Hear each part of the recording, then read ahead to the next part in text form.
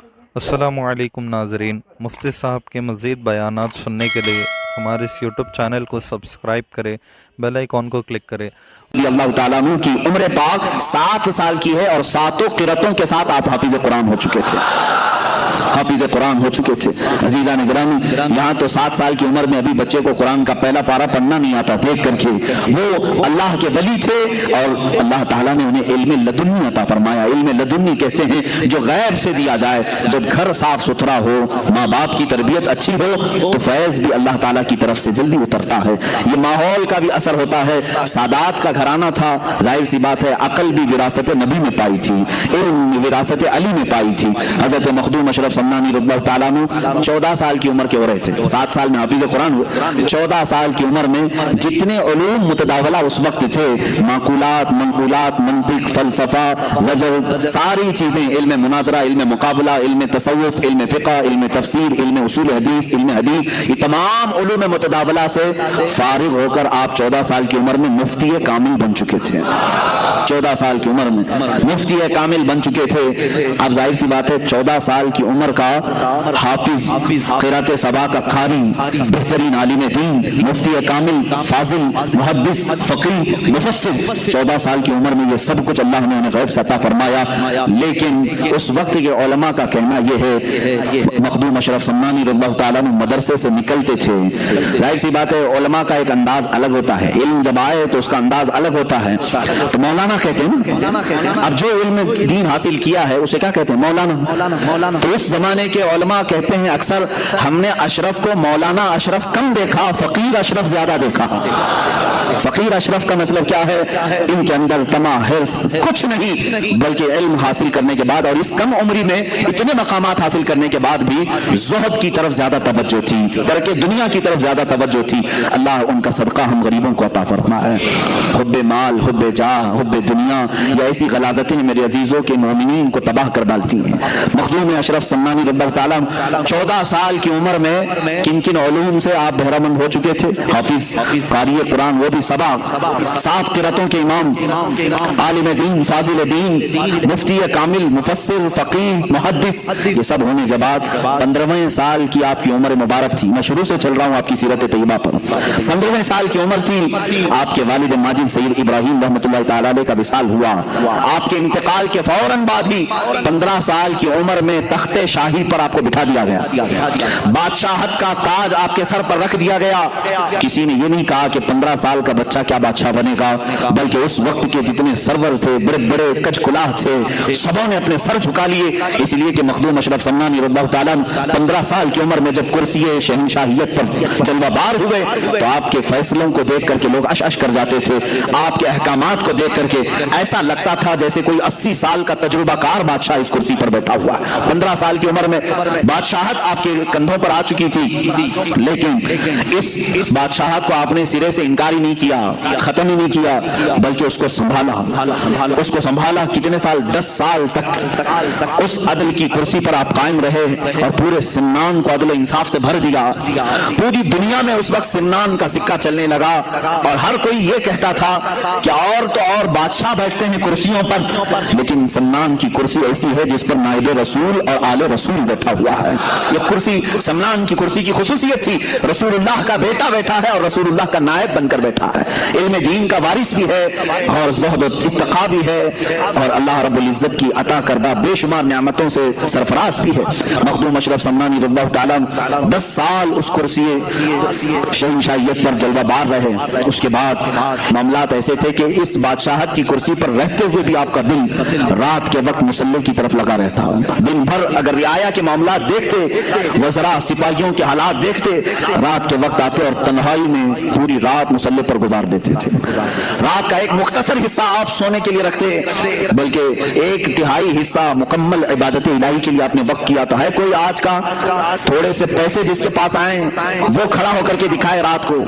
یہ بادشاہت جس کے پاس ہے وہ ساری سلطنت کا بار ان کے کندھوں پر ہوتا ہے، پوری رعایا کا بوجھ ان کے کندھوں پر ہوتا ہے۔ یہ سب چیزیں رکھنے کے باوجود बावजूद मखदूम अशरफ सन्नानी रज़ियल्लाहु ताला अन्हु की जिंदगी में कभी आप ये नहीं पाओगे कि इन्होंने रियाया की खिदमत करते करते कभी अपने रब की नाफरमानी कर दी हो या अपने रब तबारक व तआला की इबादतों में कमी की हो, कभी नहीं।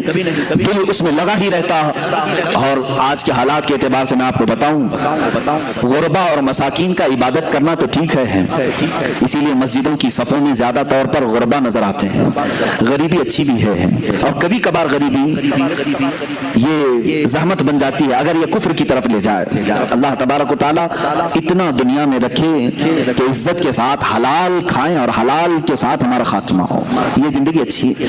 लेकिन जानते हैं जिनके पास पैसों की चर्बी आई, ये चर्बी इतनी मोटी हो जाती है कि उनको नमाजें भारी पड़ती हैं, रात का गुजारना तो दूर की बात है। आओ मैं एक तरफ इस बादशाह आजम का जिक्र करूं जो सम्मान की कुर्सी पर फायज है, और एक तरफ वो जिसको दुनिया की एक छोटी सी कुर्सी दी गई। जैसे ही इसको नेता की कुर्सी मिली, सबसे पहला काम जो होगा वो ये होगा कि अपने पैसों का अंबार उन लुटेरों पर खर्चा करे, शराब के लिए, जुए के लिए, और अड्डे सजाए जाएं रात भर। आज तकरीबन नेताओं के हालात इस तरह के हैं, मैं सबकी बात नहीं करता, अक्सर और बेशतर अपना प्राइवेट एक हाउस बनाते हैं फार्म हाउस के नाम पर, या फिर कहीं क्लब होगा जहां पर ये रात भर अपने पैसों का इसराफ करते रहेंगे।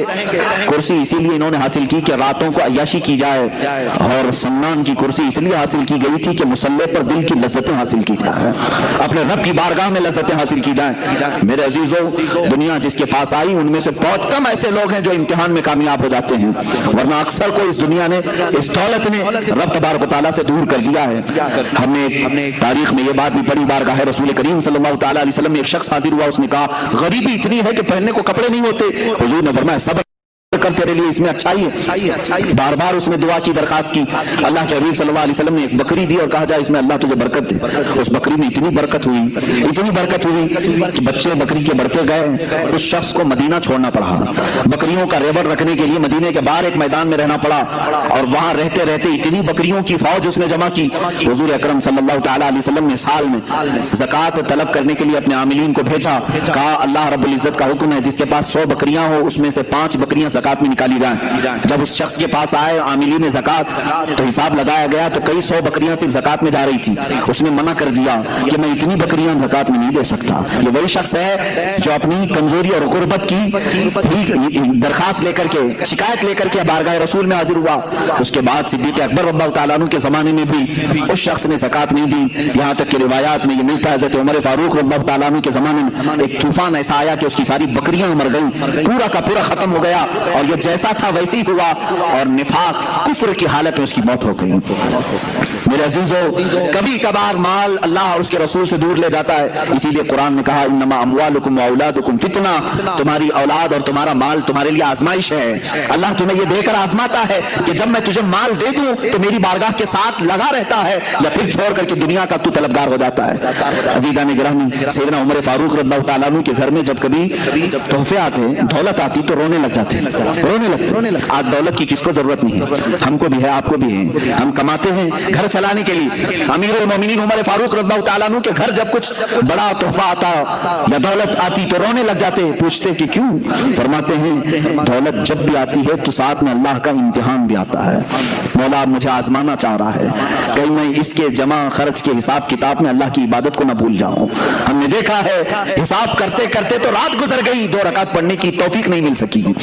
मखदूम अशरफ सन्नानी रज़ियल्लाहु ताला उन दौलतमंदों में से नहीं थे, उन सरमायादारों में से नहीं थे जिनको अपनी दौलत की जमा और खर्च को हिसाब करते करते रातें गुजर जाती हूँ, बल्कि ये रियाया के भी मामलात देखते और रात को अपने रब के हुजूर भी हाजिर होते थे। जाहिर सी बात है ये सिलसिला ज्यादा दिन तक चलता नहीं, 2 चीजें एक साथ चलाना बहुत मुश्किल अमर है। हजरत खिज़र अलैहिस्सलाम से आपकी मुलाकात हुई, सैयदना खिज़र अलैहिस्सलाम से एक दिन मुलाकात हुई, उन्होंने आपको ओवैसी अशगाल की इजाजत दी। ओवैसी एक सिलसिला है, हजरत ख्वाजा ओवैस करनी रज़ी अल्लाह ताला अन्हु के मामूलात और उनके वज़ाइफ उस सिलसिले में दिए जाते हैं, इजाज़त भी आज भी उसकी दी जाती हैं। वैसी अशगाल की इजाज़तें थी और कहा एक इसमें आज़म का जिक्र करना लेकिन जुबान ना हिलाना। हज़रत खिज़र अलैहिस्सलाम ने उसकी मश्क कराई, किसको? मखदूम अशरफ सन्नानी रज़ियल्लाहु ताला अन्हु। वो जिक्र इस तरह का होता कि जुबान नहीं हिलती लेकिन दिल से उसे कहा जाने लगता इसमें अल्लाह है या इसमें आज़म, जो भी उन्हें तालीम दी गई। एक वक्त ऐसा आया कि उसकी मश्क के बाद आप जहां बैठते मखदूम अशरफ सन्नानी रज़ियल्लाहु ताला अन्हु, आपकी जुबान बंद होती, दिल से वो जिक्र की आवाज आने लगती थी। जो लोग करीब होते वो सुनते थे।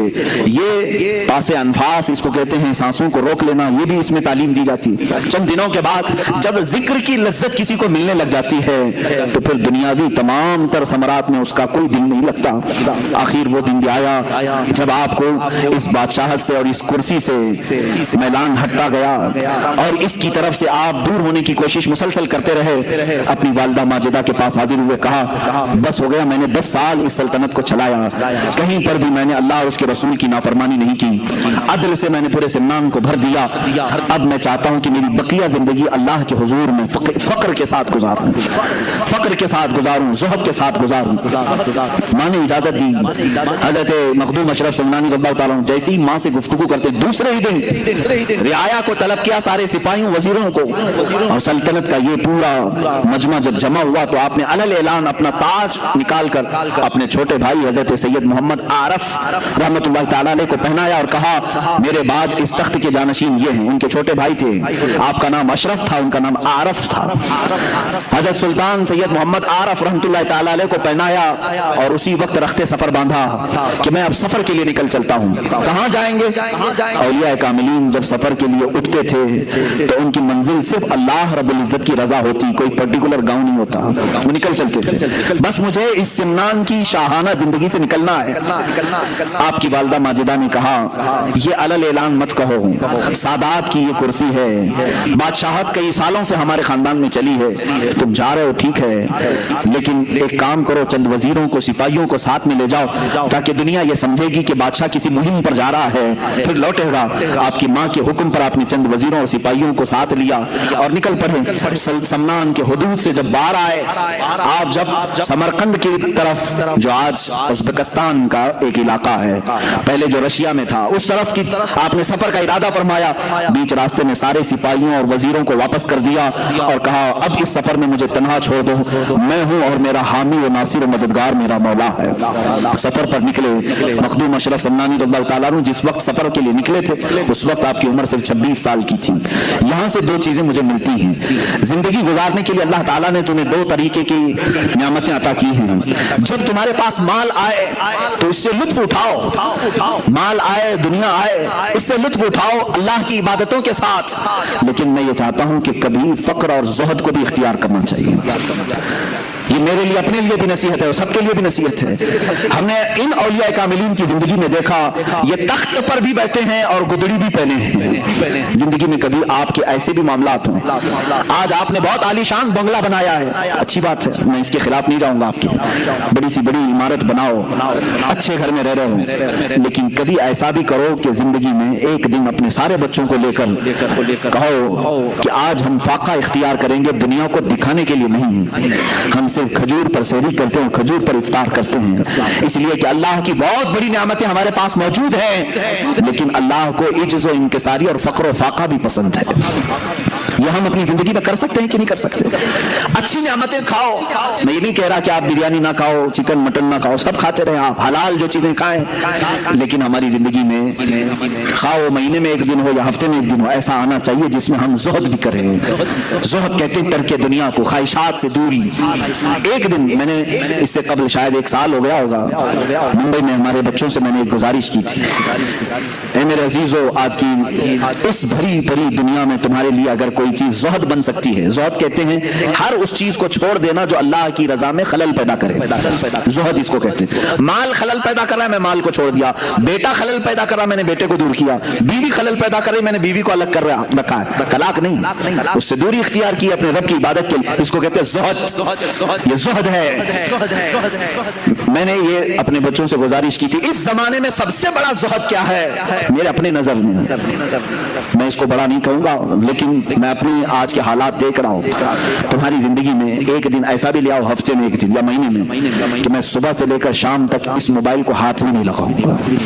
حالانکہ موبائل اچھائیوں کے لیے بھی استعمال ہے, ایک دوسرے سے تعلقات اور ایک دوسرے کے لیے پیغام رسانی کا کام کرتا ہے. اس کی کل استعمال خراب نہیں ہے, لیکن خرابیوں کا شمار اس میں زیادہ ہے. اور انسان کی فطرت یہ ہے, قرآن کہتا ہے بل یرید الانسان لیفجر امامہ, انسان یہ چاہتا ہے کہ اس کی آنکھوں کے سامنے بے حیائی کی جائے. وہ بے حیائی کو دیکھنا زیادہ پسند کرتا ہے. انسان کی فطرت ہے.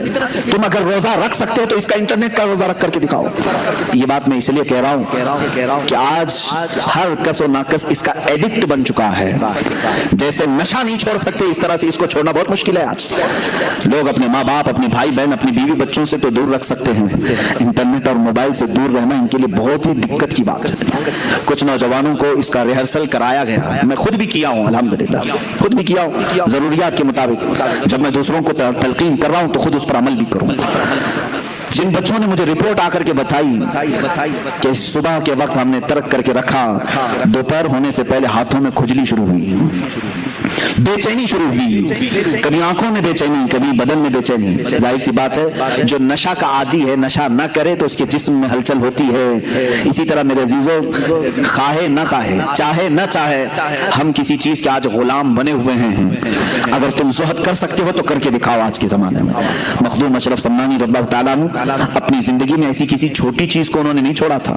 وہ اتنی بڑی کرسی تھی جس کو بادشاہت کی کرسی کہتے ہیں, جس کو حاصل کرنے کے لیے پتہ نہیں کتنے قتل و قتال ہوتے ہیں, کتنوں کی جانیں بہائی جاتی, کتنوں سے جھوٹے وعدے کیے جاتے ہیں, کتنوں کے اوپر تلواریں کھینچی جاتی. اس کرسی کو حاصل کرنے کے لیے انسان کیا نہیں کرتا ہے, سب کرنے کے بعد کرسیوں پر چپک کر بیٹھتے ہیں, چھوڑتے نہیں. مخدوم سمنا رحمۃ اللہ تعالیٰ علیہ نے نہ اس کو حاصل کرنے کے لیے کوئی محنت کی تھی, بلکہ ان کے والد گرامی سے یہ وراثت میں آئی تھی. اور چھوڑنے کے لیے انہوں نے کوئی پس و پیش بھی نہیں کیا تھا کہ شرط رکھ کر کے دیا ہو کہ اتنا مجھے دے دے تو میں یہ کرسی چھوڑ دوں گا. جیسے ایم ایل اے بکتے ہیں, اتنے پیسے دے دو تو میں تیری پارٹی میں آ جاؤں گا, ادھر کی رکنیت چھوڑ دوں گا, ممبرشپ ختم کر لوں گا. مخدوم سنہ رحمۃ اللہ تعالیٰ علیہ صرف اور صرف اپنے رب کی رضا حاصل کرنے کے لیے اپنے بھائی کی تاج پوشی کی اور ہمیشہ کے لیے سمنان چھوڑ کر آئے. دوبارہ کبھی سمنان واپس نہیں گئے, کبھی واپس نہیں گئے. آپ کی عمر تقریباً 100 سال کی ہوئی ہے. مخدوم اشرف سمنانی رضی اللہ تعالیٰ عنہ 708 ہجری میں پیدا ہوئے اور 808 ہجری میں وصال ہوا ہے, اور بعض روایات میں 96 برس کی ہیں, لیکن تقریباً 100 سال کی عمر, 25 سال کی عمر میں اپنا عزیز وطن, پیدائشی وطن, اپنے ماں باپ کا وطن چھوڑا ہوا یہ مرد قلندر باقی 75 سال کی عمر میں کبھی بھی اس طرف کا رخ نہیں کیا. کیوں؟ فرماتے ہیں ایک بار جس چیز کی لذت نکل گئی اسے دیکھنا بھی ہمارے لیے جائز نہیں, دیکھنا بھی اس کے لیے وہ ممنوع سمجھتے تھے.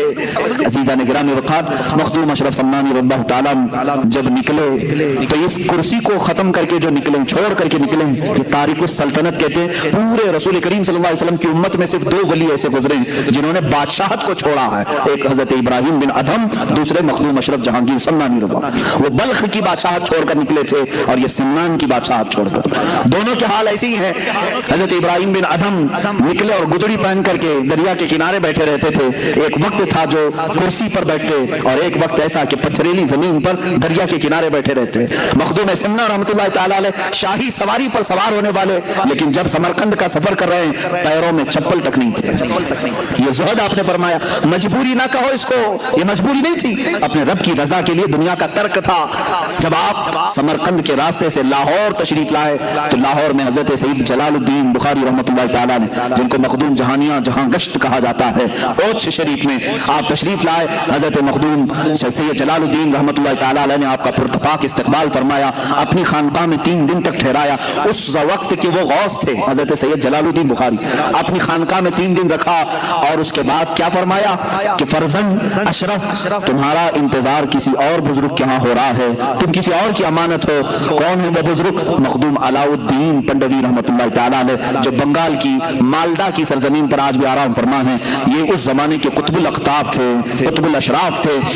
उस वक्त हजरत मखदूम अलाउद्दीन पंडवी रहमतुल्लाह ताला अलैह हजरत मखदूम अशरफ सम्मानी के इंतजार में वहां बैठे हुए थे। जलालुद्दीन बुखारी रहमतुल्लाह अलैह ने इनको रुखसत किया कि आप जाएं बंगाल की सरजमीन पर।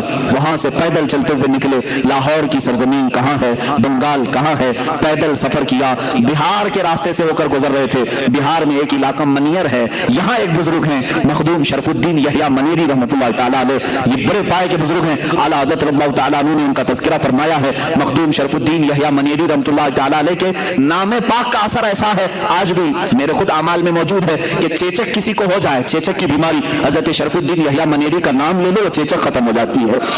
उनके नाम में तासीर है। वो बड़े पाए के बुजुर्ग हैं। उन्होंने अपनी जिंदगी में जो वसीयत फरमाई थी, वो वसीयत क्या थी सुने। हजरत मखदूम अशरफ सम्मानी रहमतुल्लाह ताला अलैह का गुजर बिहार के उसी मनियर इलाके से हो रहा था। वहां देखा जनाजा रखा हुआ है और हजारों की भीड़ है, सफें लगी हैं, उलमा हैं, सुलहा हैं, बड़े बड़े ताजवर वहां पर खड़े हैं, लेकिन जनाजा पढ़ाने के लिए किसी का इंतजार हो रहा है। उसी सफर पर मखदूम अशरफ सम्मानी रहमतुल्लाह ताला अलैह जनाजे में हाजिर हुए। पूछा किसका है? कहा यह मखदूम शरफुद्दीन यहिया मनीरी का है। कहा कि जनाजे में मैं भी शरीक होता हूं। उनसे पूछा गया कि फिर पढ़ाया क्यों नहीं जा रहा है? लोगों ने कहा जो मखदूम शरफुद्दीन यहिया मनीरी के खुलफा थे, मुरीदीन थे, उलमा थे, उन्होंने कहा हमारे शेख शरफुद्दीन यहिया मनीरी रहमतुल्लाह ताला अलैह की यह वसीयत थी कि मेरा जनाजा तैयार करके एक खुले मैदान में रखना, तुम देखना मगरिब की तरफ से रसूलुल्लाह का एक शहजादा आएगा, आले रसूल आएगा, वो काला काला लिबा काली एक चादर अपने ऊपर ओढ़ा होगा और वो सातों किरातों का कारी होगा, हाफिज होगा। और ये तक उन्होंने बताया मखदूम शरफुद्दीन यहिया मनीरी रहमतुल्लाह अलैह ने अपने खुलफा से, तुम में से कोई भी जनाजा पढ़ाने की जुर्रत न करना, मेरा जनाजा वो सैयदुल अशराफ पढ़ाएगा जो अपनी एक सल्तनत को छोड़ कर आ रहा होगा, बादशाह छोड़ कर आ रहा होगा। मखदूम अशरफ सम्मानी से जब लोगों ने कहा, आपने फरमाया जिस अशरफ का उन्होंने तज़किरा किया है वो मैं ही हूँ। सारे उलमा व सुलहा ने आपके हाथ पर हाथ रखा और आपको आगे बढ़ाया। हजरत मखदूम शरफुद्दीन यहिया मनीरी रहमतुल्लाह ताला अलैह का जनाजा आपने बशारत के एतबार से खुद पढ़ाया, फिर वहां से आपने फिर सफर फरमाया। अजीजों, मैं आज तफसील जिक्र करूंगा मेरे मखदूम सन्ना रहमतुल्लाह ताला अलैह की। आप हजरत मखदूम अलाउद्दीन पंडवी रहमतुल्लाह ताला अलैह की मुलाकात के लिए बंगाल मालदा जा रहे हैं। सफर बड़ा कठिन है, दरियाओं का भी सफर है, पहाड़ों का सफर है, जंगलात का सफर है। पैरों में सूजन आ चुकी थी, लेकिन सफर ये थकन कभी नहीं लाता था, थकान से चूर नहीं होते थे। सफर ही सफर है। हजरत मखदूम अलाउल्लाह पंडवी रहमतुल्लाह ताला अलैह अपनी खानका में इनका क्या हाल था? अल्लाह, बड़े बड़े मुजाहिदे करने वाले लोग। वहां पर हाल ये था कि लोग 15 साल 20 साल तक मुजाहिदे में बैठे होते थे। अलाउद्दीन पंडवी रहमतुल्लाह ताला अलैह के आस्थाने पर एक दिन दोपहर का वक्त है, ख्वाब में या जैसे ही आप नींद से बेदार हुए, बेकरारी के आलम में खड़े हो गए और अपने सारे लोगों से, मुरीदीन से कहा, बुए यार मी आयत, बुए यार मी आयत, मुझे मेरे यार की खुशबू आ रही है, मेरे अजीज की खुशबू आ रही है। लोगों ने कहा कि ये किसकी खुशबू है? कहा जिसके इंतजार में मेरी उम्र बीतती जा रही है, गालिबन वो इंतजार की घड़ियां खत्म हो रही हैं। सारे लोग बिल्कुल तजस्सुस के शिकार हो गए। आखिर वो है कौन जिसके लिए मखदूम अलाउद्दीन रहमतुल्लाह ताला अलैह अपना बिस्तर छोड़कर उठ गए, वजू फरमाया, सारे मुरीदीन खुलफा के साथ शहर से बाहर आए, शहर की सरहदों के पास आकर खड़े हुए तो देखा दूर तन्हाई का सफर करते हुए मखदूम जहांगीर अशरफ सम्मानी रहमतुल्लाह ताला अलैह तशरीफ ला रहे हैं। चेहरे पर गर्द है, गुबार है और लिबास पूरे सफर की अलामतें बता रहा है, जगह जगह से कांटों से फट चुका है। मखदूम अशरफ सम्मानी रहमतुल्लाह ताला अलैह जैसी आए,